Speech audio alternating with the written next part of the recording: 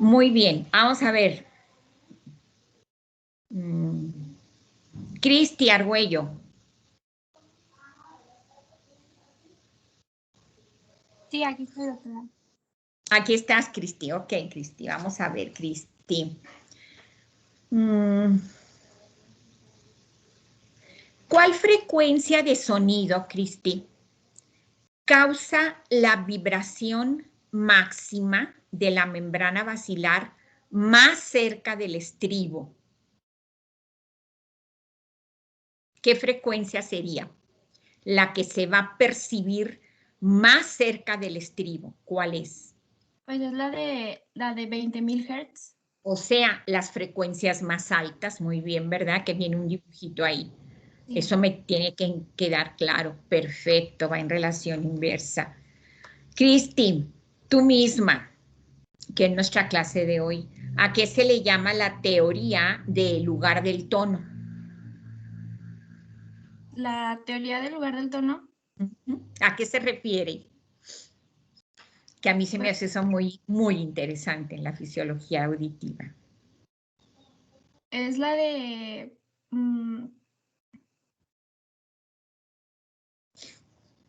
o sea, por ejemplo, de la membrana, cómo está afectada por los tonos de cierta frecuencia. Por un lado, ahí llega el estímulo, pero luego, ¿qué pasa? Para poder decir teoría del lugar del tono, pues tengo que concluir la vía de ese estímulo que llegó a una determinada neurona sensorial en esas membranas de ahí de la cóclea. Estoy de acuerdo contigo, pero luego para redondear y completar el término de esa teoría del lugar del tono, ¿dónde finaliza eso? ¿A dónde se va una vez que esas neuronas de sensoriales auditivas detectan ese sonido? ¿A dónde se va? ¿Dónde acaba? Pues, o sea, es que depende del No, tipo de frecuencias, ¿no? estoy de acuerdo, hija, pero para redondear la definición de la teoría del lugar del tono, bueno, ahí te va, te la cambio. ¿Por qué se le llama a la corteza auditiva? ¿Dónde está la corteza auditiva en el cerebro, Cristi? ¿En qué lóbulo? Es en el temporal. Okay. ¿Por qué se dice que esa corteza del lóbulo temporal es tonotrópica? ¿Por qué, hija? Y ahí está la respuesta de lo que te pregunté al principio de Pues la es que teoría. es donde finalmente se concentran el sonido, ¿no? Donde Pero tonotrópica. Incluso viene un dibujito muy bueno en el IRAFOX, en donde se ve la corteza de ese lóbulo, está identificando las frecuencias diferentes. O sea, se proyectan las frecuencias baja y alta que están detectando las neuronas sensoriales a nivel del órgano de Corti. ¿Sí? ¿Te Sí, quedó claro, Cristi? sí. Entonces, esa es la teoría. Se detectan diferentes neuronas sensoriales, las frecuencias a nivel del órgano de Corti, que es nuestro órgano principal donde están las células receptoras auditivas, pero luego van y se proyectan al lóbulo temporal de una manera selectiva, por orden las frecuencias que tienen su lugar en la corteza, están ubicados, pues se llama tonotrópica. Muy bien. Bueno, ¿quién sigue exponiendo? ¿Héctor o Luis Mario? No, voy a acabar yo con la clínica. Vas a terminar, Héctor, con la clínica. ¿En qué te quedaste con la clínica? ¿En qué vimos? ¿La sordera de conducción o en qué? Voy a empezar con la enfermedad de Menier. De Menier, la enfermedad de Menier. A ver, adelante, adelante. Bueno, pues en la clínica menciona que el nistagmo vestibular es un sinónimo a la enfermedad del oído interno llamada enfermedad de Menier, que pues se clasifica por el aumento de la concentración de endolinfa sobre la perilinfa, así como podemos ver en la imagen de arriba en la izquierda, como cuando está normal, pues la concentración de perilinfa es mayor y después las concentraciones se desplazan hacia la perilinfa y se hacen unas concentraciones mayores que estas. Y pues Los síntomas principales son el zumbido, zumbidos de oídos, otinitis, nistagmo, vértigo y a veces problemas de audición.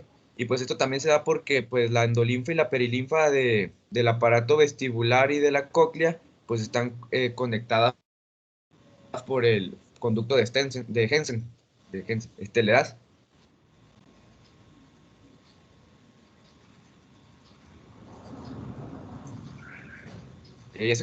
Ok. Ahora la otra aplicación clínica, la otra enfermedad es la sordera de conducción, que pues normalmente se va a dar por otitis media o una autoesclerosis. En la otitis media, que pues va a ser la inflamación del oído medio provocado por el desplazamiento normalmente de infecciones desde la trompa de Eustaquio. Se va a provocar una acumulación excesiva de líquido, como se ve en la imagen de arriba, que se ve como que todo amarillo, y esto va a provocar que los huesecillos pues no puedan moverse y por tanto no se vaya a propagar el sonido. Y pues por eso se le llama sordera de conducción, porque pues en la conducción se para la propagación de sonido. O sea, está Y pues limitada la conducción. sí, exactamente. Y pues en la otosclerosis, que pues oto significa oído y esclerosis o significa endurecimiento o duro, y es el endurecimiento del oído. Aquí se va a reabsorber el hueso y se va a endurecer normalmente en la ventana oval, entre la ventana oval y el estribo.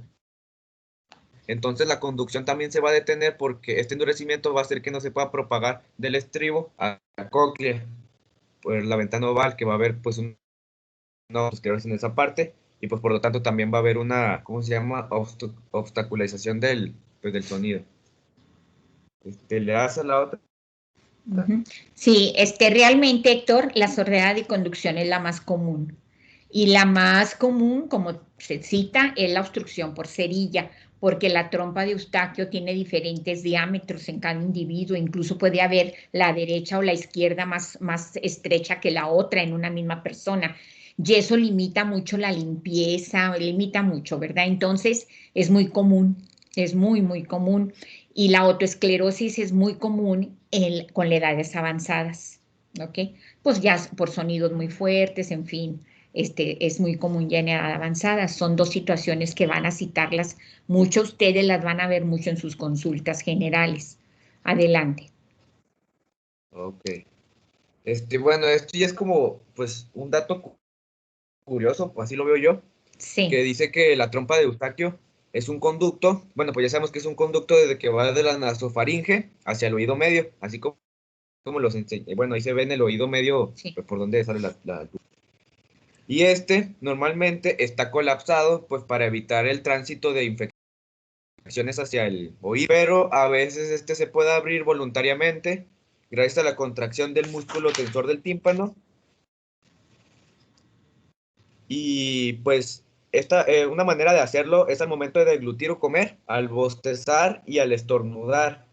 Y pues se siente como un chasquido en los oídos que se puede escuchar. Bueno, por ejemplo, yo lo estaba intentando y cuando finjo un bostezo, se puede escuchar como un chasquido, chasquido en las orejas, en los oídos, pues. En los oídos, ¿verdad? Sí, y pues ya sería todo. Muy bien, Héctor, de tu parte. ¿Quién continúa? Continúo yo, Luis Mario. Luis Mario, adelante, Luis Mario. Bueno, yo ya les voy a hablar de la cóclea. La cóclea, pues es este órgano de tamaño muy pequeño que está confinado dentro del hueso temporal. Mide, según el libro, alrededor de 34 milímetros de largo, e incluso el libro menciona o lo compara con el tamaño de un chícharo. Y bueno, este órgano, como ya sabemos por anatomía, pues tiene una forma parecida a la de una concha de un caracol, como podemos ver en esta imagen, y es el segundo componente del oído interno. Héctor ya en la clase pasada nos describió el primer componente, digamos, que es el aparato vestibular, que se encarga del equilibrio. Pero bueno, ahora vamos a hablar todo sobre la cóclea, que se encarga del sentido de la audición. Bueno, las vibraciones del estribo y de la ventana oval, como ya se describió en la clase pasada, van a desplazar a los líquidos que circulan en esta cavidad. Recordemos que estos dos líquidos son la perilinfa y la endolinfa.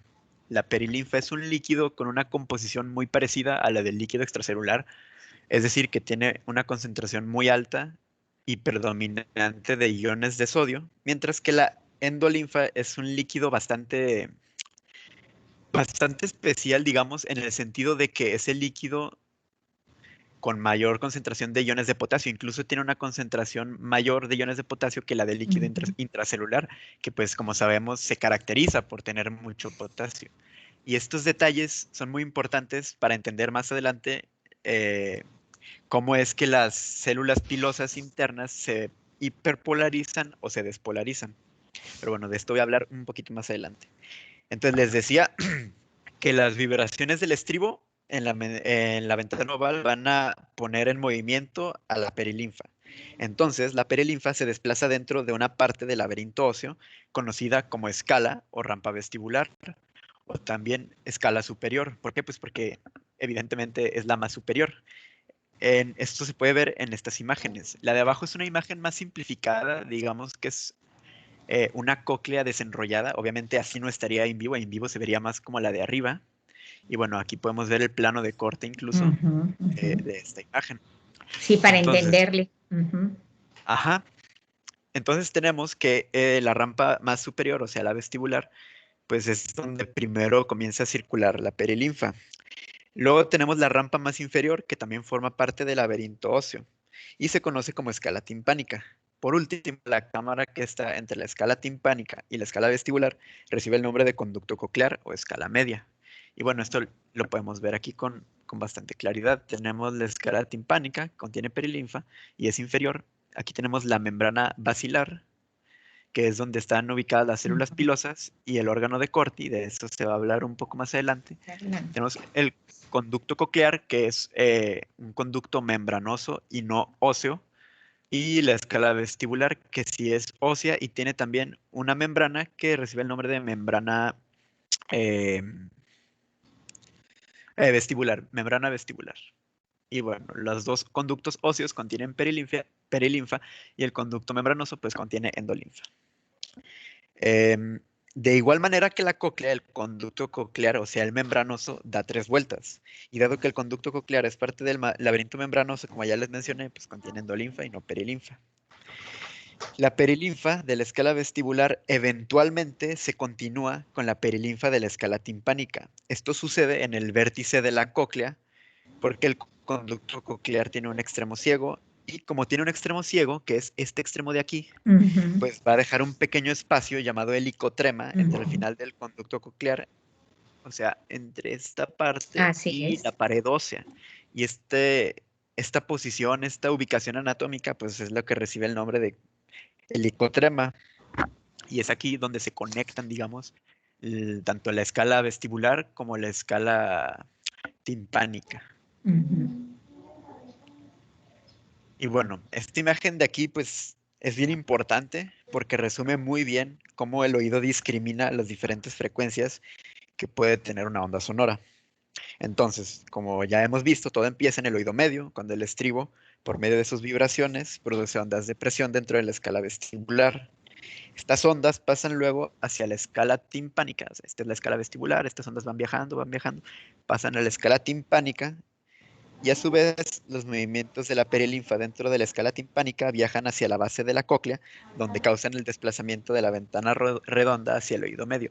Es decir, que un movimiento de la ventana oval hacia adentro, al final va a ocasionar, lógicamente, un movimiento hacia afuera de la ventana redonda. Cuando la frecuencia o el tono del sonido es suficientemente baja, existe tiempo suficiente para que las ondas de presión de la perilinfa dentro de la escala vestibular o superior viajen a través del helicotrema hacia la escala timpánica.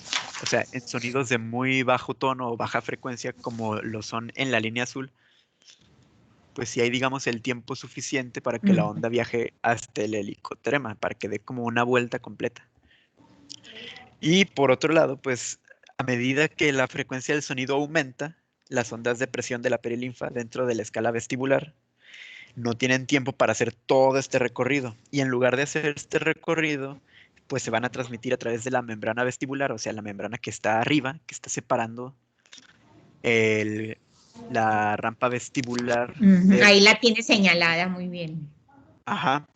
Membrana Se va a vestibular. transmitir, digamos, de una forma, o sea, como la onda pues tiene una forma oscilante, pues entonces va a ir estimulando las dos membranas, tanto la vestibular como la basilar. Sin embargo, la Así es. vestibular no cumple necesariamente una función para la captación de la audición, pero sí es como un medio de conducción. Exactamente. Mira las líneas punteadas, Luis Mario. Sí, Mira cómo se ven, quiere decir que se está reflejando en ambas, tanto en la basilar como en la vestibular, cómo se va reflejando, tanto en la basilar y luego la tectorial y luego por último la vestibular. Y se van como transmitiendo, ¿verdad? Por el líquido que hay. sí, Muy así bien, es, así es. muy bien. Es como una especie, digamos que la vestibular es como una especie de parche de un tambor. Y bueno, entonces Techo. con las ondas de alta frecuencia o de tonos altos, eh, pues se transmiten de esta forma que acaba de describir la doctora. Por ende, la diferencia entre una onda de alta frecuencia y una de baja frecuencia, pues es cuánto viajan y qué parte de la cóclea van a estimular. Aunque el movimiento de la membrana vestibular no contribuye de manera directa a la audición, el desplazamiento de la basilar, ese sí es fundamental para poder discriminar el tono. Cada Claro. frecuencia de sonido, como podemos ver en la imagen, y en la parte de abajo se especifica, pues cada posición pues va a ser estimulada por una diferente frecuencia. Entonces tenemos que mientras más cerca de la ventana oval esté el estímulo, va a ser un sonido de mayor frecuencia. Por ejemplo, tenemos uno de 20.000 hercios, que es como el límite superior que podemos detectar con nuestros oídos. Pues si se fijan, la línea roja, pues es el que menos lejos llega, digamos, es el que estimula la membrana basilar más cerca de la ventana oval. Luego tenemos estímulos con frecuencia media, como de 2000 hercios, que pues llegan un poquito más lejos. Y por último, los de frecuencia baja, que sí, como la línea azul, pues viajan más lejos y estimulan a las células pilosas más bien del ángulo de la cóclea, o sea, más cerca del helicotrema, en lugar de la ventana oval. Y bueno, ahora les voy a hablar del órgano espiral u órgano de Corti, que realmente esta estructura, este órgano, es lo que es sensible a estos movimientos de líquidos perilinfa y endolinfa. Este órgano está compuesto por 3 estructuras que se pueden apreciar en la imagen. Digamos, es como una panorámica de la cóclea y ya es como el aparato, el órgano de Corti completo y con mayor detalle. Estas estructuras son las células pilosas sensoriales, la membrana basilar, que es esta de aquí abajo, La base. y basilar viene de base, De y la base. tectorial que viene de techo. Exacto. Esta membranita azul de aquí arriba. De la membrana tectorial voy a hablar más adelante, pero primero voy a describir las células pilosas. Aquí, Las células Luis pilosas. Mario, perdón, Luis Mario dijo, ¿cuáles serían las células receptoras del estímulo auditivo? Serían las células pilosas internas. Así es. Son células entonces especializadas, ¿verdad? Son células de los receptores que vimos al inicio, pues células especializadas, ¿verdad? Porque no son verdaderas neuronas, pero como sí tienen, sí responden como una célula, pero son como células, sí responden como una célula nerviosa, se llaman neuroepiteliales, pero son células pilosas con características neurales porque liberan neurotransmisor. Ok, adelante. Sí, exactamente. Células. Y bueno, un poquito más adelante les voy a describir, porque les dije células pilosas sensoriales. Esto se explica porque las células pilosas se dividen en 2 tipos, internas y externas, y las externas no van a estar inervadas por fibras sensoriales del vestíbulo coclear, sino que van a estar inervadas por axones motores. Y bueno, este detallito lo voy a explicar un poco más adelante ahorita. Me voy a enfocar en las internas. Las células pilosas internas o sensoriales están situadas en la membrana basilar y cuentan con estereocilios que se proyectan hacia la endolinfa del conducto coclear en una disposición fascicular. Los estereocilios dentro de cada fascículo de una célula pilosa van aumentando de tamaño progresivamente hacia un lado y van a estar interconectadas con filamentos que corren de estereocilio a estereocilio. Esto para que cuando se mueva el estereocilio más grande de todos, que recibe el nombre de sinocilio o quinocilio, pues jale a los otros estereocilios junto con él. Entonces vamos a tener que cuando hay un movimiento de la membrana basilar, pues va a haber a su vez un movimiento de la endolinfa que va a, entre comillas, jalar o desplazar al quinocilio hacia un lado o hacia otro. Y cuando los quinocilios se desplazan más bien cuando los estereocilios se desplazan hacia el lado del quinocilio, o sea, proximamente al quinocilio, pues va a haber una despolarización. Mientras que si se desplazan al lado contrario al quinocilio, pues va a haber una hiperpolarización, o sea, una inhibición. Este desplazamiento hacia el quinocilio, pues va a generar una apertura de canales de potasio, que pues lógicamente como hay una gran concentración de iones de potasio en la endolinfa, va a generar un gradiente electroquímico muy empinado a favor de la entrada de potasio a las células pilosas. Y bueno, las células pilosas, como les venía diciendo, se dividen en dos categorías: células pilosas externas y células pilosas internas. Las células pilosas internas son alrededor de 3.500 por cada cóclea y se encuentran inervadas cada una por entre 10 a 20 neuronas sensoriales en el par craneal 8 o vestíbulo coclear. También existen aproximadamente 11.000 células pilosas externas dispuestas en múltiples hileras y que, contrario a las células pilosas internas, pues no están inervadas por neuronas sensoriales, sino, como ya les decía, por axones motores, que hacen que se acorten cuando están despolarizadas o que se alarguen cuando están hiperpolarizadas. Se cree que estos movimientos de acortamiento y de alargamiento influyen en la función de las células internas, y eso lo voy a describir un poquito más adelante. Y bueno, en esta micrografía electrónica de barrido podemos ver que las células ciliares internas están, como describe el libro, dispuestas en una sola hilera en cada cóclea, mientras que las ciliares externas o pilosas externas van a estar dispuestas en múltiples hileras dependiendo de qué región de la cóclea se esté observando. Y bueno, también toca hablar ya pues de la membrana tectorial. Ya describimos las células pilosas, ya describimos la membrana basilar. Entonces nomás queda la tectorial. La tectorial es una membrana gelatinosa, aquí se puede observar muy bien, que está ubicada en el conducto coclear y que hace de techo o de cobertura a los estereocilios de las células pilosas. Cuando el conducto coclear es desplazado por ondas de presión de la perilinfa, se crea una fuerza de corte entre la membrana basilar y la membrana tectorial.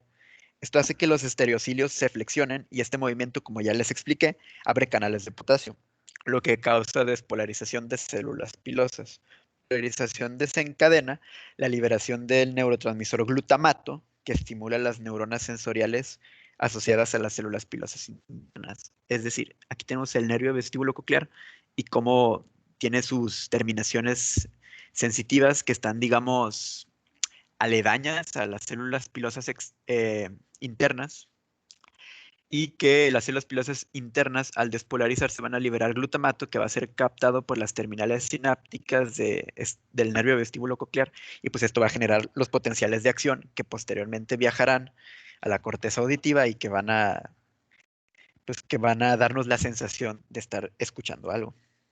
Y bueno, a un mayor desplazamiento de la membrana basilar y una mayor flexión de los estereocilios, pues es mayor la cantidad de neurotransmisor glutamato liberado por una célula pilosa interna, y por ende va a ser mayor el potencial generador producido en la neurona sensorial. O sea, mientras más se mueva el quinocilio, más fuerte y más frecuente va a ser el potencial de acción que viaja a través del vestíbulo coclear. Y algo se me está olvidando. Este potasio que entró a las células pilosas internas, va a devolver digamos que va a volver a la circulación porque va a ser liberado de manera pasiva a través de canales de potasio que están ubicados en la base de las células pilosas y se va a liberar hacia la perilinfa de la rampa timpánica y ya pues va a volver a circulación. Se va a reciclar, digamos. El libro menciona que existen experimentos que sugieren que los estereocilios solo necesitan desplazarse 0.3 nanómetros para que se detecte un sonido, o sea, para que supere el umbral de la audición. Una mayor flexión dará por resultado una frecuencia más alta de potenciales de acción que se percibirá como un sonido más fuerte. Y como les mencioné antes, las ondas de sonido que viajan en la membrana basilar alcanzan un máximo en diferentes regiones de la cóclea, dependiendo del tono o frecuencia del sonido. Y esto pues explica todo perfectamente con esta imagen. Sin embargo, el libro pues también nos pone esta imagen un poco más simplificada, en la que podemos ver las frecuencias ahora en vez de en hertz, en megahertz. Entonces, 20, pues nomás le agregamos 3 ceros, o sea, 20.000. Y como podemos ver en la imagen pasada, pues 20.000 hercios representa a la frecuencia más alta que se puede detectar y va a estar ubicada, digamos, las células pilosas que detectan estas frecuencias más cerca de la base de la cóclea. Y conforme avancemos dentro de la cóclea hacia el ángulo o hacia el helicotrema, pues va a ir disminuyendo la frecuencia que se detecta. Las neuronas que se originan en células pilosas ubicadas donde el desplazamiento es mayor se van a estimular más que las que se originan en otras regiones. Y este es el mecanismo que proporciona el código neural para la discriminación del tono.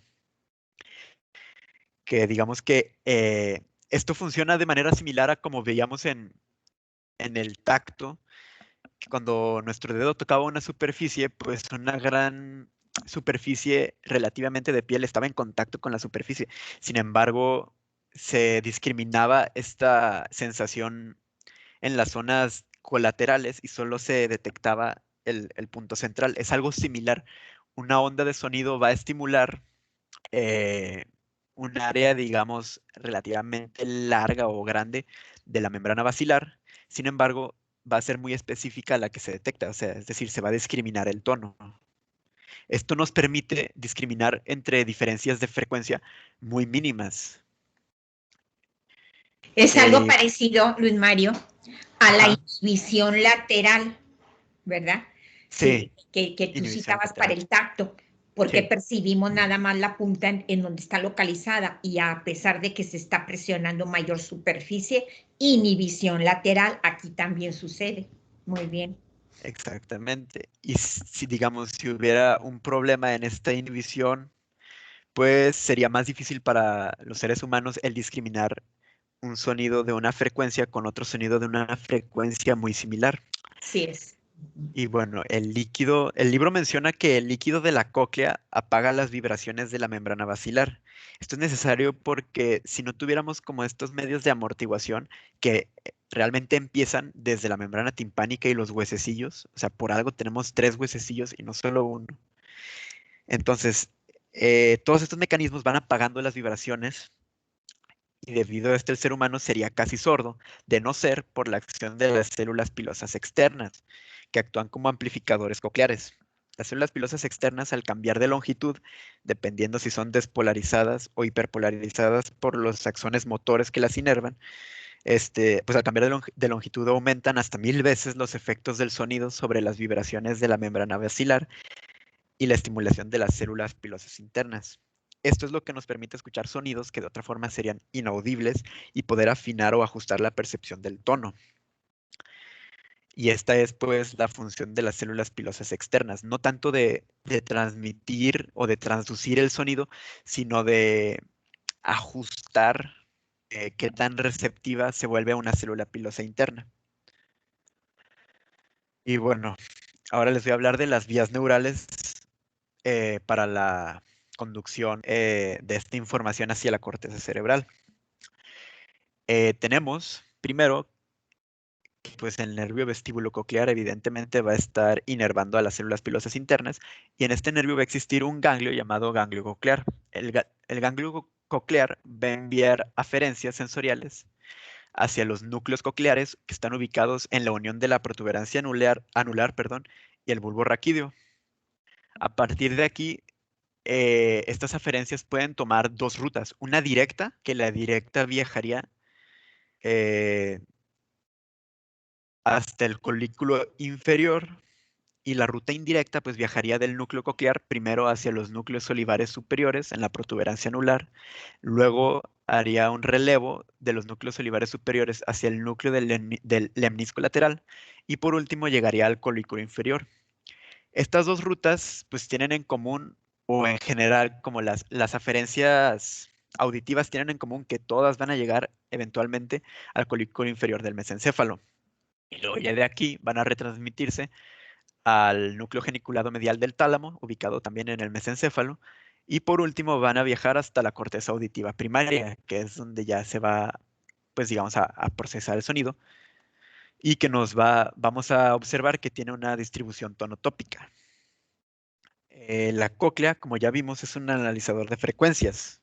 Las células pilosas situadas en diferentes regiones anatómicas de la cóclea pues son estimuladas con mayor eficacia por diferentes frecuencias de sonido. Y a esto se le conoce como teoría del lugar del tono.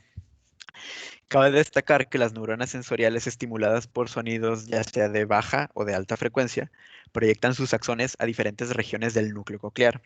El núcleo coclear tiene una organización tonotópica, o sea que diferentes regiones representan diferentes tonos. Y esta organización tonotópica, como observamos en la imagen, también se va a encontrar en la corteza cerebral.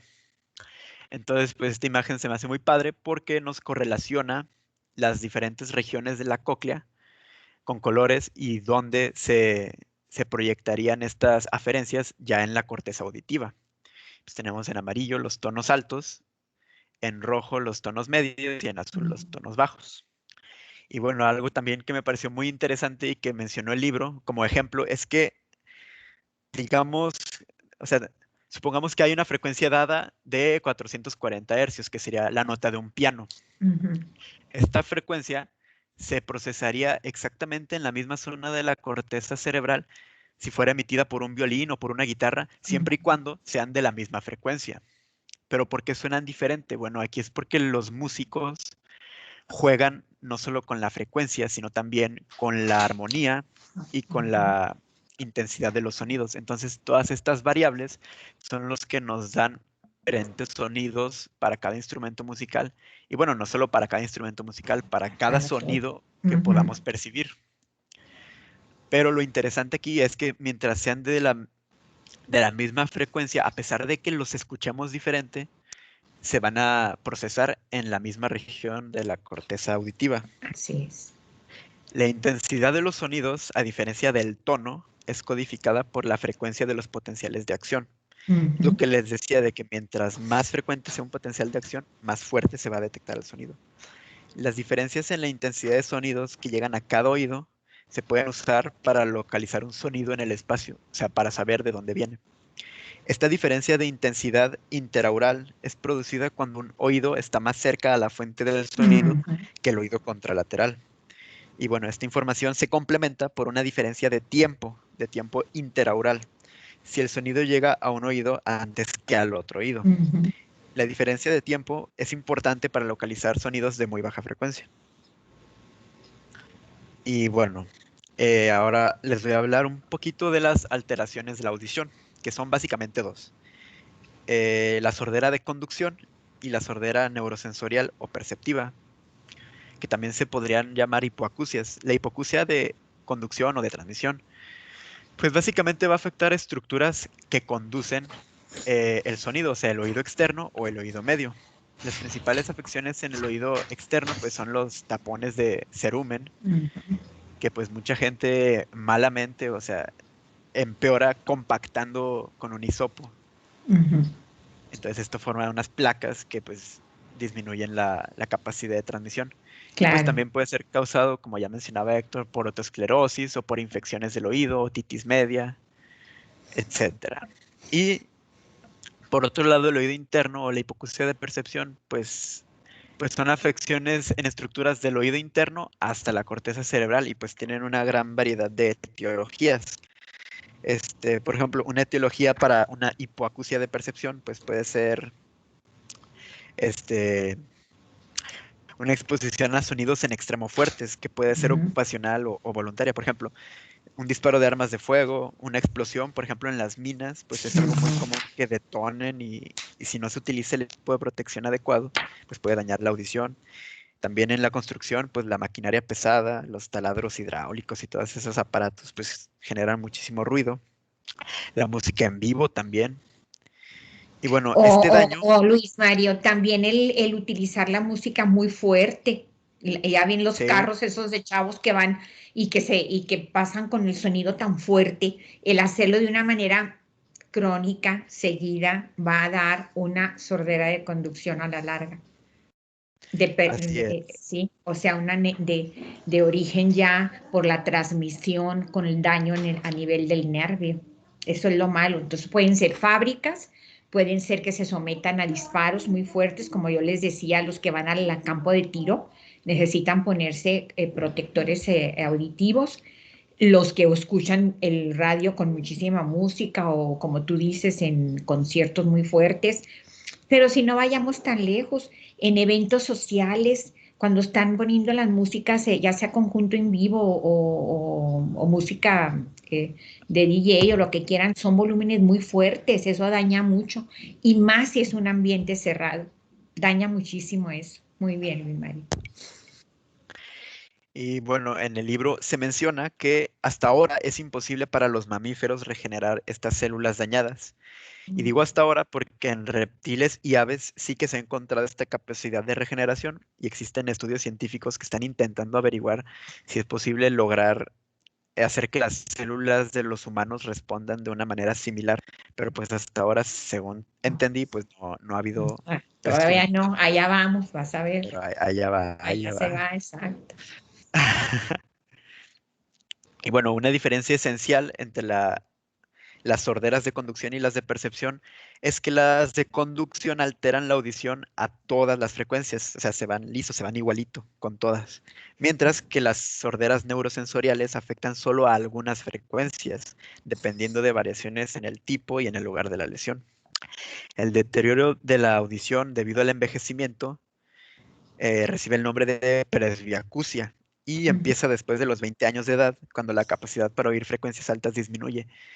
Es decir, que las frecuencias altas son las primeras que vamos perdiendo la capacidad para detectar. Se dice también que los varones son los que se ven más afectados por este fenómeno de la presbiacusia. Y bueno, estas alteraciones se pueden medir mediante un estudio denominado audiometría, en el cual se determina la intensidad umbral con la que escuchamos diferentes tonos y la capacidad de las personas para poder escucharlos. Y bueno, tenemos dos aparatos, digamos, que pueden mejorar cada tipo de sordera. La sordera de conducción se puede mejorar por medio del uso de auxiliares auditivos que amplifican el sonido y lo conducen a través del hueso hacia el oído interno. Y el otro mecanismo son los implantes cocleares que van a mejorar la sordera neurosensorial, que son los que podemos ver en la imagen. Están compuestos por un transmisor, un micro y un micrófono. Y bueno, también por unos electrodos que van a estar implantados dentro del hueso temporal y de la cóclea y que van a estimular en base a lo que detecta el micrófono, pues van a estimular a las pocas dendritas que puedan seguir funcionales dentro del órgano espiral. Y pues esto va a devolver un poco de audición a las personas con daño en la percepción. Y bueno, por último, ya para finalizar el tema, tenemos una recapitulación del caso clínico de este capítulo, que bueno, el caso empezaba. Pero Luis Mario, aquí hasta lo que es la parte auditiva. Ah, bueno, pues es eso. No, está bien, adelante. Está bien. Sí. Sí, teníamos al inicio, un paciente, Ed, un varón de 45 años de edad, que acude al médico quejándose de dolor intenso de oído y audición reducida. O sea, una hipoacusia. Tiene un resfriado y señala que el día anterior desembarcó de un vuelo internacional, es decir, que estuvo en avión por mucho tiempo. El médico prescribe un descongestionante y recomienda a Ed que se le practique una prueba de audiología solo si su audición no mejora cuando el resfriado haya mejorado. Y bueno, corté la parte que habla de la parte visual porque pues, Muy bien, perfecto, es lo que te iba a decir. La parte visual, equipo que sigue, es lo que yo les ponía al revisar su Power, le contesté a Jacqueline, ahorita les digo quién, a Jacqueline, Sí, Jacqueline. a Jacqueline, sí. Le contesté que tienen que agregar la parte del casito de lo que corresponde a visión. Este es el caso, chicos, no lo pierdan de vista. Bueno, ya vamos a concluir con este libro, entonces sí, ya. Ok, adelante. ¿Y luego qué pasó? A ver, Luis Mario. Bueno, y ya a lo largo del capítulo, pues va dándonos como más pistas. Nos dice que Ed experimentó dolor de oído y audición reducida cuando contrajo un resfriado y desembarcó de un vuelo internacional. Y nos pregunta qué puede haber causado el dolor de oído y el deterioro de la audición de Ed y de qué modo un descongestionante podría haber ayudado con este problema. Y pues esto nos va dando pistas para sospechar de que Ed padece pues de una otitis media, que es resultado de una complicación de su resfriado y que pues se exacerba por su viaje reciente en avión. Pues recordemos que a pesar de que sí están presurizados los aviones, pues aún así la presión no es la misma que a nivel del mar y la trompa de Eustaquio no logra igualar las presiones de un lado de la membrana timpánica y del otro. Entonces, pues las personas que hayan viajado en avión, pues yo creo que pues han de reconocer como esta sensación de tener tapados los oídos después de viajar en avión. Entonces, un descongestionante podría haber ayudado porque pues evitaría la obstrucción por moco y por líquido del oído medio. Y bueno, ya más adelante en el capítulo nos da otra pista, que es que el médico recomendó a Ed que se practicara una prueba de audiología después de que se recuperara de su resfriado. Y nos pregunta qué tipos de pérdidas de la audición son posibles. Y bueno, pues esto es lo que ya vimos. Son posibles las pérdidas de conducción y las neurosensoriales. Y pues lo más probable es que la pérdida de audición más probable en nuestro paciente pues sea la de conducción. O sea, Claro. están todas las pistas para que sospechemos de una otitis media. Exacto. Que entonces nos hace pensar que se va a resolver en cuanto se resuelva también el resfriado. O bueno, Así poco es. después que se resuelva. Claro, en un resfriado, Luis Mario, pues hay tanta secreción, ¿verdad? Que se empieza a acumular, aparte la inflamación, todo eso agravó, y el viaje en avión, como ya lo explicaste tú, pues se agravó la hipoacusia, digamos, ¿verdad? De este paciente, Ed. Muy bien. ¿Qué más, Luis Mario? Y pues ya, ahora sí ya sería todo. Es todo. Muy bien explicado, ¿verdad? Tenemos tiempo para algún comentario. Empiezo yo y luego ya ustedes si tienen comentarios. Ya estoy recibiendo sus observaciones, sus grabaciones, sus tomas de captura del examen. Denme tiempo porque me voy a tardar a ver qué puedo hacer para ayudar en esta situación. El examen no se repite, ningún examen se va a repetir. Por otro lado, ya veremos más adelante, pues aquellos que no pueda yo ayudar un poco ahí considerando los errores de internet y las fallas que pudieron haber pasado, vemos cómo les encargo algo para que puedan subir un poco más su calificación a aquellos que se vean más afectados. Para los que ingresaron tarde, si no escucharon, este viernes se presenta el examen del capítulo 9, 10 preguntas de selección múltiple. Ya hice referencia a la parte fisiológica de este capítulo, que es lo más importante. Bueno, si tienen algún comentario, alguna duda, si alguien no entendió nada, me pueden contactar, o si algún concepto no les queda claro, chicos, y necesitan un poquito más de apoyo, pueden contactarme, incluso los puedo recibir de uno por uno, con prudencia y distancia, cuando se pueda, para que sea algo más presencial. Yo sé que es difícil, las clases online son muy difíciles. Cuando yo daba las clases presenciales teníamos mucha interacción, aplicación clínica que ahí yo iba aportando en la parte presencial, y aquí es más difícil. Pero estoy dispuesta, y fíjense lo que les estoy diciendo. Si nos ponemos de acuerdo con un horario de uno por uno, el que quiera, puedo atenderlos presencialmente en mi oficina. Una manita levantada, déjenme ver quién es. Adelante, los escucho. Dylan, adelante, Dylan. Sí, doctora, nada más me surgió la duda. Sí, dígame. ¿Será el uso prolongado de audífonos, o sea, aunque por ejemplo no escuches la música muy fuerte, daña la audición o el Si oído? no es muy fuerte, no, hijo, no. Si tú lo tienes a un nivel que tu frecuencia no esté perjudicando tanto la despolarización, hiperpolarización, el daño frecuente de la transmisión, tú lo puedes escuchar y no lo daña, no lo daña. El uso Oh, frecuente a una frecuencia e intensidad permitidas. Es más, Dylan, si tú te pones a escuchar algo muy fuerte, llega un momento en que tú mismo dices, ya me está molestando, algo que sea permitido, en un rango permitido, es como todo. Entonces, como todo, los receptores, cuando son estimulados de una manera muy intensa y muy persistente, es decir, con una frecuencia de provocación de estos potenciales sobre la célula receptora, se cansan. En todo lo vamos a ver, lo vemos hasta en los mismos receptores endocrinos que hay para la respuesta hormonal, se cansan. Entonces, se perturba. Todo tiene un margen, un límite, un rango de normalidad permitido. Entonces, un audífono que tú uses constantemente, pero siempre y cuando con una frecuencia limitada que tú percibas, lo puedes tolerar, ¿verdad? Por ejemplo, aquí nosotros que nos ponemos los audífonos para las clases, pues ustedes mismos manejan el volumen, lo controlan de que no los lastime. Y ustedes lo estoy oyendo bien, estoy entendiendo lo que están diciendo y no me estoy lastimando, ¿verdad?